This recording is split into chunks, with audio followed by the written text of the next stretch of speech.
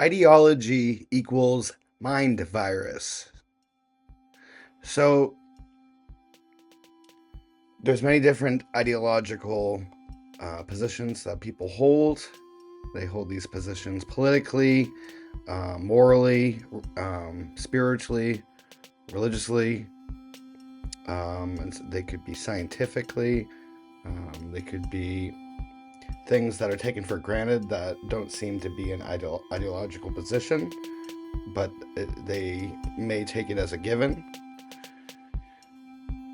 But ideology, one way to think about it is it's like a mind virus, right? So it's kind of like it spreads like a virus when people hear new ideas and um, the idea basically gets into their mind and they either willingly or unwillingly accept the idea to be true. They've now been infected with this mind virus, and most people will think that there's, everyone has their ideological positions, but that doesn't, and that's sort of an excuse to validate their own ideological position, because the best way to be is to not be ideological at all. And you could say that that's my ideological position, but and as soon as I put it into language and it's being interpreted by a listener, it is in a sense it sort of crystallizes into a position, right? But that's not what I'm trying to do, and I'm trying to point beyond that, and I'm trying to point to being positionless. Um, we could even say that being positionless is a position, right? Well, I'm talking about beyond that. So it's not a position. It's between a position and no position. It's just being flexible, right? See, the thing is when we're ideological, we become more rigid because um, we basically have these ideas, these ideologies, and and it's like a rubric. So when we have experiences in life and things happen, or we try to figure things out or interpret things, we interpret it through this rubric. But the rubric is never going to be up to date, right? Um, the life is constantly flowing and constantly changing. Every moment is brand new, and any previously held position, even though it may be compatible with whatever you're up against right now, right? But either way, it's not going to be 100% revised to be applicable to the present moment. When we have ideologies and we live with these ideologies, we basically try to fit the present moment and whatever is coming and flowing into our lives and through us, try to fit that into a box. When we do that, this causes a lot of suffering because it doesn't always fit into the box. And it also creates delusion because we find ourselves accepting what does fit into the box and rejecting what doesn't. This is all happening. This is all appearing to happen mentally. And when you have two different people who have a different ideological position, and both people want to fit the same event into their ideological box, make it fit into their rubric, then both people are trying to fit something brand new that they've never experienced before into two different boxes, and there's going to be conflict. This conflict doesn't need to happen at all. The conflict only happens because of the ideological positions. Um, Now, if we're trying to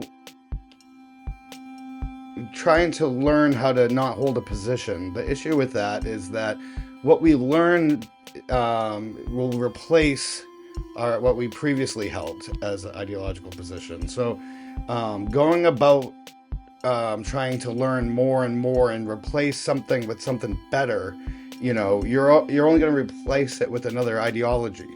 You're going to get infected by someone else's mind virus. So to not be holding any positions is not something that you really it's not something that you learn or acquire. It's not a knowledge or an ideology. What it is more of what remains when we become very self-aware of the ideologies that we hold, and we kind of question them, their validity, and we become brutally honest with ourselves when we realize that we're being ideological. We actually don't know if the ideology is true, and we start to see how it's harmful to hold ideologies. As we see this, we start to wisen up a little bit, and it's kind of like anything else in life, where it's like, if you're a infant and you touch something hot, like a hot stove, right? You learn pretty quickly that you don't want to touch that again. So what I'm talking about with kind of snapping out of all these ideologies, right, is more, it's a slower process, but it's more of a realization, wait, I don't want to be ideological anymore. I don't want to do that again. I don't want to touch that stove again. And that's how we can learn, well, not learn so much, but how we can basically become flexible and free ourselves up from all of these ideological chains. So yeah, self-awareness is huge.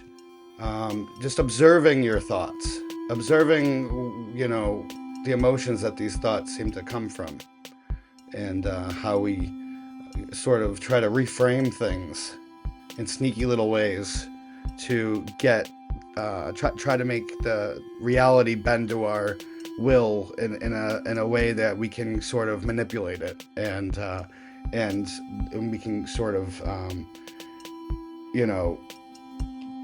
try to fit what we want into our little box, and we can discredit, and we can put down and try to eliminate all of the things that doesn't fit into that box. So that's what happens when people get ideological.